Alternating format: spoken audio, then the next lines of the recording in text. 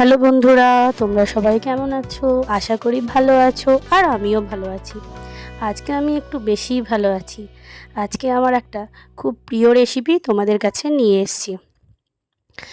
রেসিপিটা দেখতে হবে তো, তাহলে মোটেই স্কিপ করো না, ভিডিওটা পুরোটা দেখবে আর রেসিপিটা শিখেও নেবে। তোমরা সবাই তো জানোই নিশ্চয়ই, আমি জানি, তাও একটু বলেই দিই, দেখেই নাও আমি কিভাবে করি, খুব সহজভাবে। চলো তাহলে ফার্স্টে দেখিয়ে দিই। এটা কী মাছ বলো তো? বুঝতেই পারছো, ইলিশ মাছ। একটু ছোট সাইজের ইলিশ মাছ, ওই ধরো 300-350 ওজনের ইলিশ মাছ। দেখো, ইলিশ মাছগুলো প্রথমে আঁশ ছাড়িয়ে পাখনাগুলো কেটে নিয়ে খুব ভালো করে ধুয়ে নিলাম। তারপর এই দেখো পিস পিস করে কেটে নিয়েছি। এখানে আমি 6 পিস মাছ নিয়েছি। এখানে মাছগুলোকে ফার্স্টে নুন হলুদ দিয়ে খুব ভালো করে মাখিয়ে নিলাম। দেখলে তো, খুব ভালো করে নুন হলুদ দিয়ে মাখিয়ে নিচ্ছি। এবার কড়াইতে তেল গরম করে দিচ্ছি। তেল গরম করে তাতে কালো জিরে ফোড়ন দিয়ে দিলাম। কালো জিরে ফোড়ন দিয়ে এবার একটা একটা করে মাছগুলো ছেড়ে দিচ্ছি। মাছগুলো ওখানে এক পিঠটা ভাজা হোক, এদিকে একটা মশলা তৈরি করে নিচ্ছি।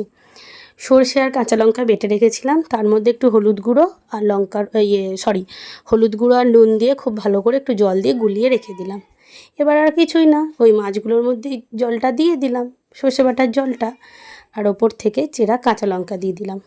দেখে তো বুঝতেই পারছো রেসিপিটার নাম কি। রেসিপিটার নাম হলো সরষে ইলিশ। ইলিশ মাছ আমি একটু কাঁচাই রান্না করা পছন্দ করি। তোমরা চাইলে ইলিশটা ভেজেও করতে পারো, আমি কাঁচাই করেছি। কাঁচা করলেই আমার মনে হয় ইলিশের স্বাদটা বেশি পাওয়া যায়। দেখো, আমার মাছগুলো একটু উল্টে দিলাম, ভেঙে গেল তার জন্য।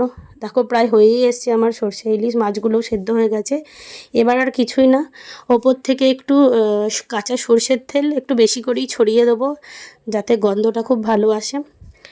দেখো, একটু নাড়িয়ে নিলাম, খুন্তি করে তো নাড়ানো যাবে না, মাছগুলো ভেঙে যাবে। এবার ওপর থেকে কাঁচা সরষের তেলটা ছড়িয়ে নিলাম, নামিয়ে নিলেই হয়ে যাবে আমাদের সরষে ইলিশ। চলো তাহলে, আমার ভিডিওটা যদি ভালো লেগে থাকে তাহলে আমার চ্যানেলটিকে সাবস্ক্রাইব করে দেবে, আর ফেসবুক থেকে দেখে থাকলে আমার পেজটিকে ফলো করে দিতে ভুলো না কিন্তু। তাহলে চলো, টাটা, বাই বাই।